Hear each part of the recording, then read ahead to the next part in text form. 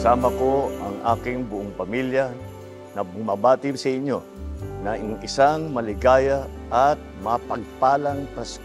Tuwing sumasapit ang Kapaskuhan, lubos na kasiyahan ang umiiral sa buong sambayanan. Sa bawat sulok at daan, matamis ang mga ngiti na sumasalubong sa bawat isa. At ang ating mga puso ay napupuno ng saya at pag-asa.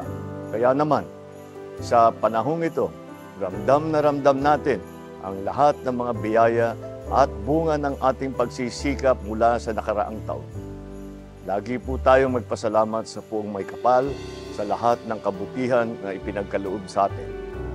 Buksan po natin ang ating mga puso at ang mga tahanan upang maipadama natin ang pagmamahal at saya sa ating mga kababayan, lalong-lalo na sa lubos na nangangailangan. Naway isabuhay din natin ang tunay ng diwa ng Pasko sa pamamagitan ng pag-unawa, pagkalinga at pagtulong sa kapwa. Sa pamamagitan nito, tayo ay nagsisilbing parol ng siyang nagbibigay ng sigla, kulay at liwanag sa buhay ng bawat isa tungo sa mas maunlad na bagong Pilipinas.